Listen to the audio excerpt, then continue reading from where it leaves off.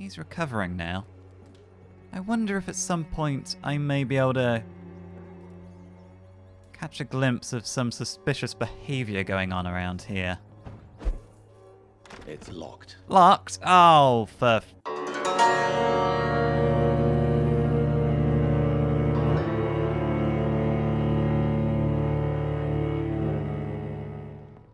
And I run up here, do a little hop.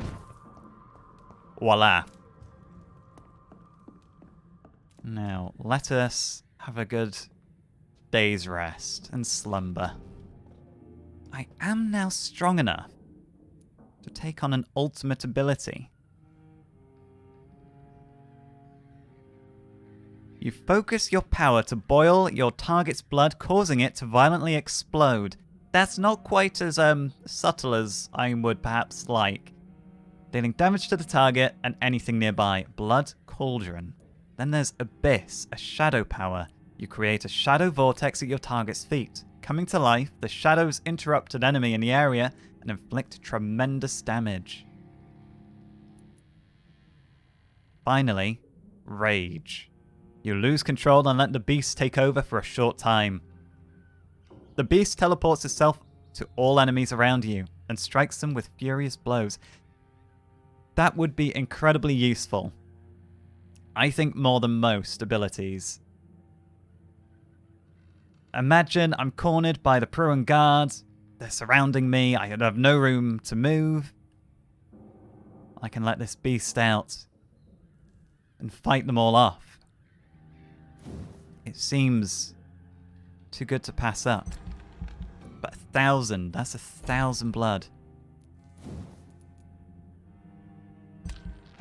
This is 1,000.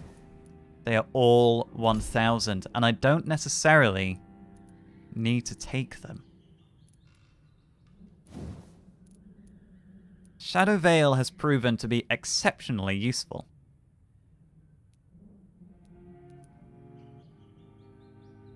So I am definitely going to upgrade that, but the direction it can take...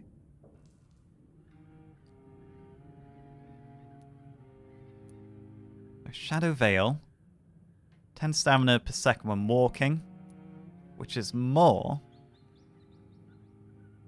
Adds 1.5 to stun, plus 150% damage. So this is the combat version. Drain your stamina to fade into the shadows and become invisible to most enemies. Moving in this state will drain more stamina. You gain damage and stun bonuses if you leave the shadows. Whereas this, it doesn't cost anything to use, which is amazing. You drain stamina to fade into the shadows and become invisible. The fog sticks to you and you are now able to dodge while using Shadow Veil. You will exit the shadows if you attack or when your stamina is empty. I think I prefer this version. What else do we have? Increasing my stamina can only be a good thing, and that only costs 600 blood. So we're going to spend some here to begin with. Body condition. We can increase our health by 50 points for a further 600 blood.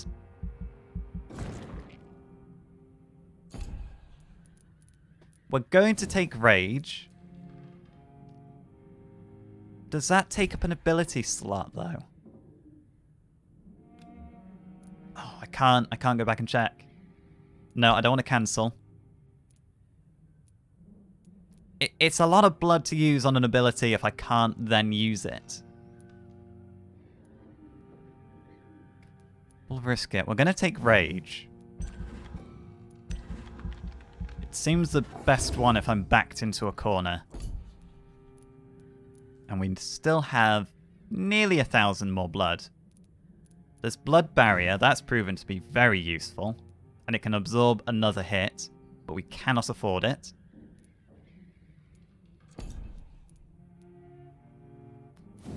Coagulation. 1,300. We can't afford that.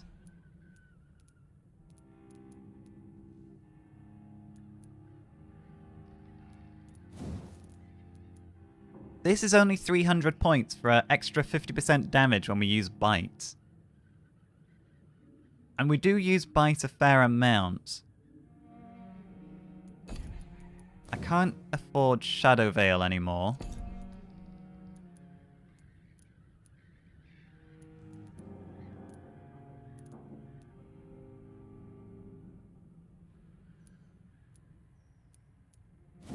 We're going to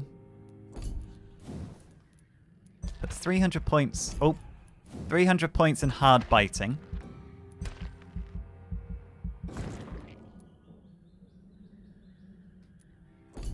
And we're going to put another 300 points in fast regeneration to increase our life regen when we use bite. We have another 300 points still. We can increase our blood capacity. Or we can increase the blood absorption rate when we use bite in combat. I think we should do that. That's an extra 20% blood. That would help us stay topped up in the fight.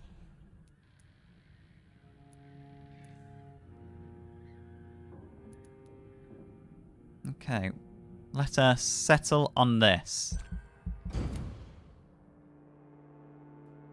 Futile police raids in Whitechapel. As of late, the rumours that surround Whitechapel are ripening into facts. In the last 3 months, the police have suspected the district of hosting what might be the heart of London's medicinal black market. But of course, these suspicions will remain assumptions, for no task force or additional police presence have been sent to Whitechapel. No large drug stocks have been found, nor no crime lords arrested. This masquerade has only been planned as a desperate attempt to conceal the blatant incompetence of the London City Council's Board of Health by giving the populace a cheap and easy victory, while the epidemic spreads more and more each day. Worst of all, when you take time to review the most recent statistics, you discover that the district of Whitechapel is coping with the disease much better than other parts of the city. Is it a miracle? I think it might be Nurse Crane's little illegal dispensary. Evidence of the activity of an illegal but efficient medical underground? More proof of the authorities' criminal incompetence? All I know is this: if a Londoner has a better chance to survive the epidemic by choosing to live in this godforsaken borough, I am ready to move to any cheap flea-infested flat some shady landlord will agree to rent me right now. SLA. Is that the journalist that we met who's written this article? Clearly Nurse Crane's dispensary is having a positive impact on this district. I stand by my choice. It might not have resolved the blackmail in the way Lady Ashbury had hoped, but you can't argue with the work that Nurse Crane is doing right now. No, it's Clayton Darby. He's not the one who wrote that then.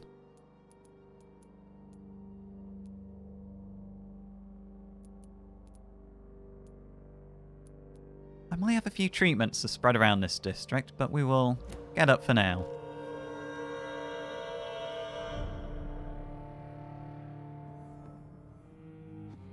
Ah, so we do have a separate ability slot for the ultimate.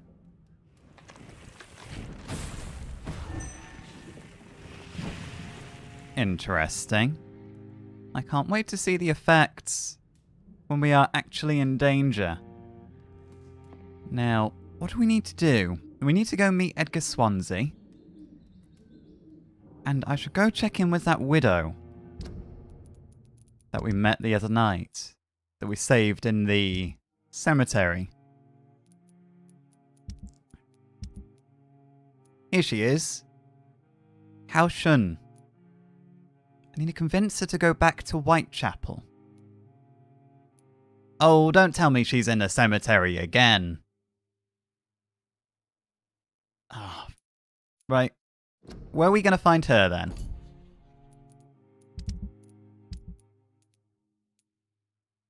She's back in the cemetery. She's in the same place I saved her from last night. That's just irresponsible. Well, there's that. We also do need to go back to the cemetery to save this guy's, well, not his son, but his disciple. He's around there too. Right, we got 2 things to do in the cemetery, otherwise they're going to get eaten by skulls, and we're not having that on our watch. We need to retrieve Barrett Lewis's box. Where would we find that? That's just around the corner. Maybe we could do that first. I am curious how our new powers are going to translate into combat.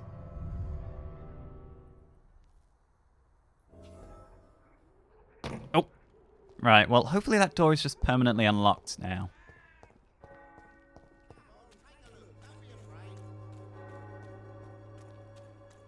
They're always loitering about. Yes, you'll go save your son, your disciple.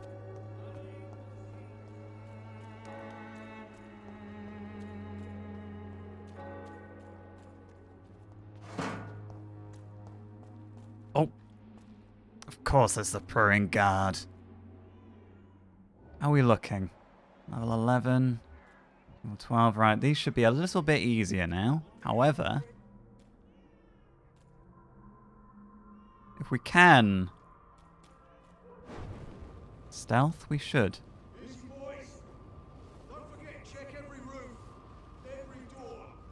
Right, we're not getting in this way. Oh, right. I think we might get caught here.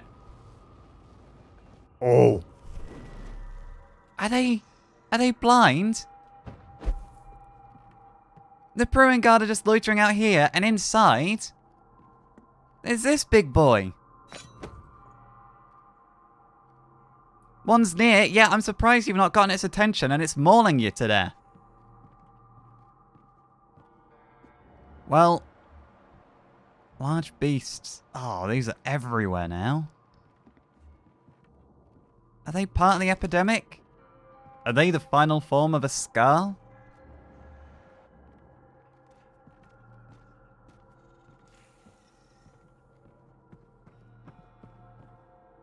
So, am I in the area for the trinket box? I am.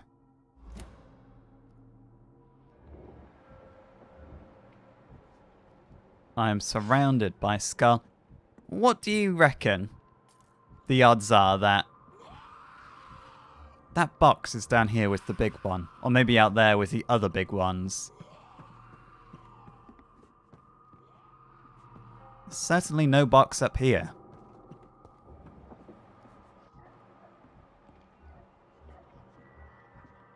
I say we just drop down and get this one, shall we? Right. No time like the present. Oh.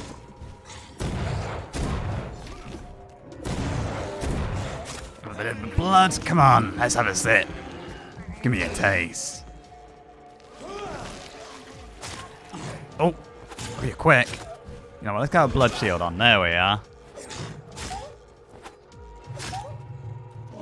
Oh. Not quite as tough as the first time I fought one of you. Here we are.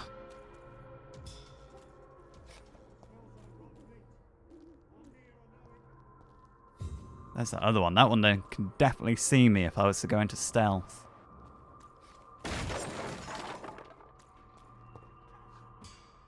And that one can definitely see me if I stealthed as well. You're not too tough.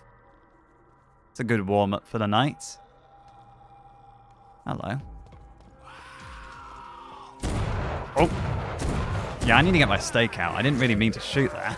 Come on!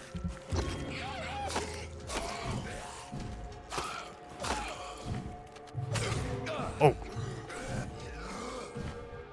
Right, let's get our stamina back. Have a bite of you.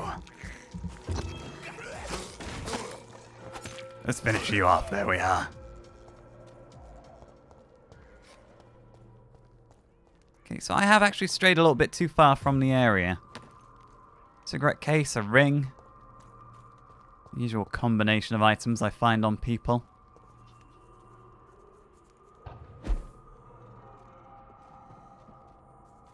I get the feeling what I'm looking for is in here.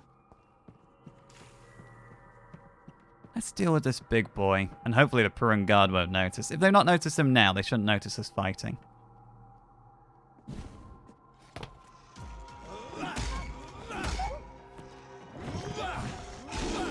Oh. Come on, let's have some of you. I need my stamina back.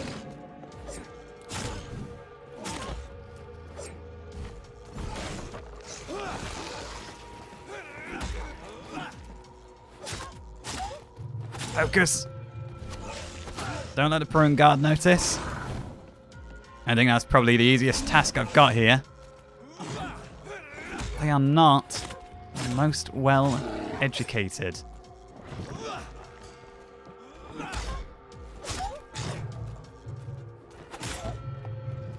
Oh, right, no, let's not get cocky. Let's have the last sip of you.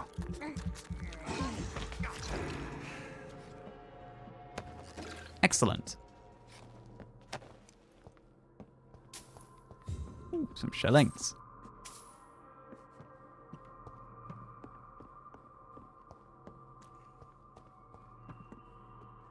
Let's have a heal, just in case. Or another one, even. I don't see any boxes that would belong to Mr. Lewis. Ah! Hello. This could be the box Lewis thought he lost. There's a letter inside. A letter?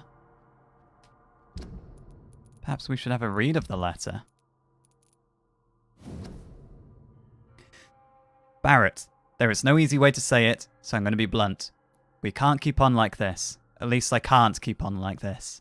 If Joe ever finds out about us, about his wife and his best friend, it will crush him, and then he will kill you. We had some good times together, but let's face it, I'm never going to be your Jane Lewis, and you know it, and I know it too. So I'm ending this, right here and right now. If you agree with my decision, I'm sure we'll find a way to be happy again. You, Joe, and me, in time. And then, the most important part of our story will have been preserved. Until that day, I wish you'd forgive me. Goodbye for now. Jane Peterson. I knew it! I knew! A love letter from Joe Peterson's wife, addressed to Barrett Lewis. Who should I give it to, I wonder? Who should I give it to? Because if we go to Harry Peterson is Barrett Lewis's son. Look at the resemblance. Harry looks nothing like his father and everything like Barrett. And I reckon Joe knew. Joe found out. He found out that Barrett was having an affair with his wife, and that's why he holds this grudge. This is why they're no longer friends.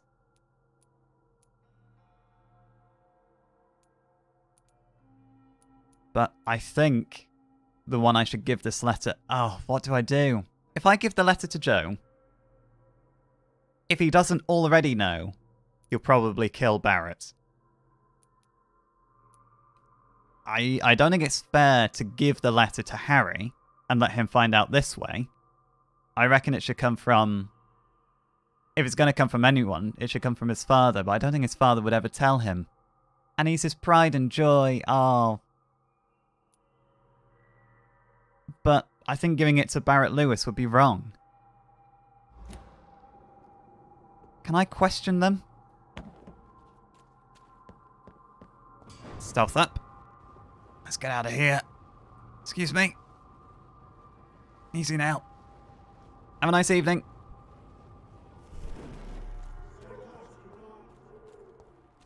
Can I question them about it? Inquire before I hand over the box? It's not my call, Barrett. You paid one way or another. Please, Joe. How long have we known each other? Well, those two are busy. Let's start with the son. Not to give you another beating, Barrett. Good evening, Harry. May I come in? Sure. Sure. I'm glad I don't have to mesmerize you again. Are soaked with glue. May I ask you a few questions? I'm not bothered. What could be worse? Well, how are you feeling, first of all, now I've given you that treatment? Do you need any medical help, young man? I'm feeling okay, I guess. Very good. And... well, I think we should talk about your father, first of all. You know your father did try to find an honest job. Would it ease tensions with your father if he got an honest job? Because he tried, you know. I can't say. I'd be glad if he dropped his thuggish activities, but I'm not sure it would be enough. Why is that? Sometimes I suspect it's me, Dr. Reed. Or it's this life. It's like I can't find my place. Maybe giving him the letter and the box would help him find his place. Maybe it would help answer some of his questions. But I don't want to give him the wrong answer to the questions he has and confuse him further. What do you know about Barrett Lewis and your father and their relationship? Your father and Mr. Lewis used to be good friends. What happened, Harry? I was young then. I don't remember Mr. Lewis ever coming back again after my mother died. Or was it after my father started bullying him? I don't know. Did you ever talk to Mr. Lewis? Have you tried speaking to Mr. Lewis about it? I don't go out often, but yes. And he scolded me and told me to leave him alone. I guess my father frightens him too much. Well, you're not the one who's guilty of your father's actions, if this is the line of inquiry. But you are not responsible for your father's actions. Am I not? Dad always says that he joined that gang for my safety. So if I wasn't born, people wouldn't be worrying about Colossus Joe.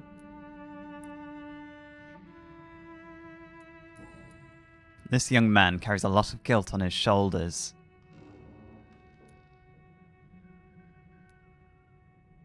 Oh, I don't want this to be the cat out of the bag. Mr. Lewis, was he close to your mother?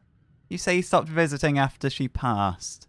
Do you remember when Barrett Lewis was close to your family? To your mother? Not really. I was too young. But I remember it was a happier time. Mr. Lewis was funny. He often had dinner with us. How? Well, you seem quite sad about it. Do you miss those? Well, I assume you miss the happier times. Why are you sad then? Because it hurts to remember a time when my father used to laugh and smile. It hurts to realise he's as sad as me now. Really, Joey is simply hurting under that tough guy persona. Doesn't know how to deal with his emotions. And how was Mr. Lewis towards you, though? How was he towards you? He was nice, I guess. He never forgot my birthday. He always offered me books. I liked books.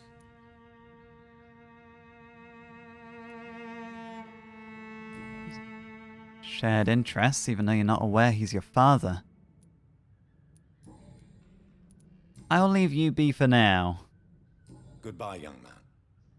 Take care of yourself. Even my dreams are soaked with gloom. I know, buddy. I know. Do your best. I'm rooting for you. Right. I want to speak with Joe first. Because at the moment, I know Joe is a bully. And I know he's made bad decisions. But Barrett going behind his back and sleeping with his wife. That's too much of a betrayal. I don't think I can forgive that. You again? What do you want this time? Well, personal questions first of all. No, your life in London? No, I'm going to... I'll be back. Goodbye, Mr. Peterson. I'm probably going to give the box to you, but before I do, I want to make sure I'm making the right decision. So we are going to speak to Mr. Lewis. Fancy buying something, sir? You never lose your focus, do you? Personal questions. You had an affair with Joe's wife. Barrett, you had an affair with Joe's wife, didn't you? Yeah, I did. She's the only woman I loved. My first regret is that she stayed with Joe after Harry was born. The second is I never shed a tear when she died. Do you believe Harry is your son? Do you mean you're Harry's father? No one will ever know for sure. And it's better that way. And I don't believe I'd have been all that bad as a dad. And have you ever talked to Joe about your affair? And it sounds like if you didn't cry when she passed away, you'd already grieved that she wasn't going to live her life with you. But did you ever talk to Joe about this? Considering you're still standing in one piece, I assume not. Did you ever try talking to Joe? Never. But I suspected he knew everything, even without knowing it. And he decided to make me pay in his own way. I can't give you the box. As nasty a man as Joe can be, I think he deserves the box. Goodbye for now, Mr. Lewis. I know it's hard to He believe, deserves the but this truth. district has always been wretched. If I knew where he'd wandered off to. Calm down, sir. Joe?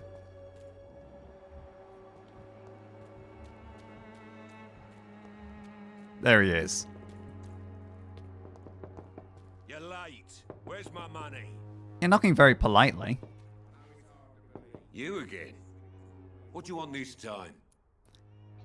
The content of this box, Mr. Peterson, may interest you. But we have definitely not unlocked any further hints. Yes, it is the box. I think the documents in this box could be of some interest to you. Really? Where'd you get it? I found it in an abandoned building nearby. I thought you might want to keep these letters. Let me see. Letters about my boy. Thank you, sir. You do not appear surprised or pained by this. Surprised about what? Harry's my son, I'm his father, and that's all there is to know, don't you think? Yes, I suppose you're right. Here's a little something for your trouble. And to remind you to keep your mouth shut about all this. Oh. You took that far better than I thought, so you were aware. And honestly, that you've gone up a couple of pegs in my book. You're dedicated to being a father for that boy, regardless of who that biological father is. I'll leave you be. Goodbye, Mr. Peterson.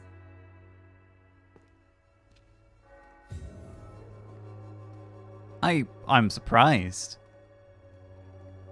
I half expected when he got confirmation he might kick off a little bit. But no, I'm happy. I'm happy that was a peaceful resolution. We could go speak to Nurse Crane. I'm actually right in the neighborhood, aren't I? I am, literally round the corner. We should speak to her.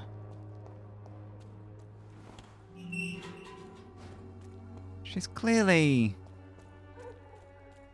Well, as we know, she won't be returning to the Pembroke, but... We didn't shut down her dispensary. Although that old Prue and Guard attack last night really did do a number on her patients. I'm surprised she's got any left in here.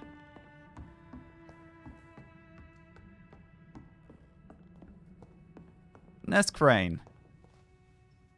Welcome back, Dr. Reed. Good evening, nurse. How should I address you? Dorothy? Dorothea? Miss Crane? Dorothy is all right. If you don't mind me calling you Jonathan. That's fine with me. What can I do for you then, Jonathan? Yes, well, we're not exactly colleagues anymore. We may as well be on a first-name basis. How are things going in the dispensary now? Is it a little less stressful, not balancing two jobs? How are things going in the dispensary? Things are going fine since we made our arrangement. Excellent, very good. You've not been attacked again, have you? Do you want me to, I don't know, maybe talk to Joe about keeping an eye out, maybe warding off the Prue and Guard? Have there been any more attacks by the uniformed men? No. It looks like they have found another business to extort. Well, I can't say good about that, but I'm glad they're leaving you alone. Are there many patients? I saw a number of beds were filled downstairs. Do you have many patients? A few, but most of them just pass through and go back home, especially since those vigilantes stormed the building on the night you were here. Well, I did take care of those. It has had a negative effect on the dispensary, though. How's the local sanitary situation? How are things going through your perspective? How is the sanitary situation in Whitechapel? We have a lot of diseases, and not all linked to the epidemic. Maybe you could provide medical help to those in need. I'll try. I mean, I've done a little bit here and there, but I'm gonna go... I do have some cures to hand out. I might go have a wander and try to dispense some medicine. Did we... How are things going in the dispensary? Things are going fine since we made our arrangement. Yes. Okay, we did explore all the options here. Have you stopped blackmailing people? I know this is a little bit out of nowhere, but I did, agree with one of the people you were blackmailing to put a stop to that. I hope you've stopped jeopardizing this facility with your illegal business, Dorothy. Yes, I have. Most of the time. But the blackmail money is too useful to stop it completely. I just target less dangerous people. Oh, who is, dare I ask who your current victim is? Who is the current victim? I would rather you did not know. You are my client, not my accomplice. Besides, I'm much more cautious since the first time you found me. It's probably for the best. Leaves me with that plausible deniability if anybody ever catches me here. Why target Lady Ashbury, though? Why did you blackmail Lady Ashbury? She's a generous person.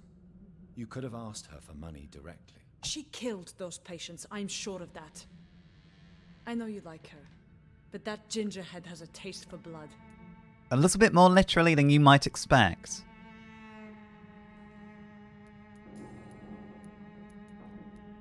Can you tell me about yourself? Dorothy. There is not much to say. My real name is Dorothea Crasciunescu. I was born in Romania, and I may have been the best nurse Pembroke ever had, before you fired me. Well, your situation was untenable. You were blackmailing one of the most generous donors we had. I presume you regret how things ended with Pembroke? Do you regret your time at Pembroke? I miss the energy. There was so much to do, so much to learn. Even though I was double-crossing the board, I felt I was part of something worthwhile there. Will you ever go back to Romania, do you think, after the war? Do you think about going back to Romania once the war is over and the epidemic here has been contained? Jonathan, this war will be over long before you will see any improvement in Whitechapel's sanitary situation. It's a lot of work to do. It needs to come from up top. Do you need any medical assistance? Do you need medical help, Dorothy? I'm a professional nurse. Rest assured, I'll ask for your help if I need it. Very good. Are you not afraid of getting sick, though? Are you not afraid of dying? The epidemic is deadly and very contagious. I'm more afraid of being locked in a cell. I've seen what most hospitals do to the sick staff. They keep them hidden to avoid panic. Hidden? We're not doing that at Pembroke, locking people away. Do you trust me, though? I know that's a bit of an odd question to ask, but I know how we, begun this little collaboration. Do you trust me? You forced me to resign after you caught me trying to save a dying patient. Of course I trust you. You're a blackmailer, just like me. Oh, no. I'm not a blackmailer. Well, okay, maybe I twisted your arm a bit, but your position was untenable. You can't blackmail the donors of the hospital you work at and expect to still work there. I'll leave you be. Actually, let's see what you've got for sale first. Show me what you have in stock, please. A sturdy blood sample. I'll purchase this from you. I'll leave everything else. I don't exactly know why I'd need a lot of the rest. I can keep those pills. I'm going to sell the wedding rings. Leave everything else. Thank you. I'll see you again, Dorothy.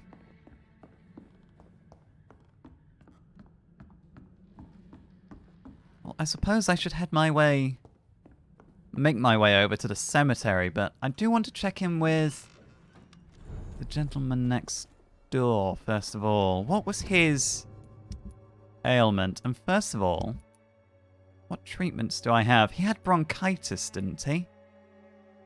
Bronchitis, sepsis, pneumonia, treatment for a cold, anemia. I have everything except fatigue right now. Okay. Well, I believe there's another 3 treatments I can learn, but... Bronchitis. Okay, I can give him the treatment for bronchitis.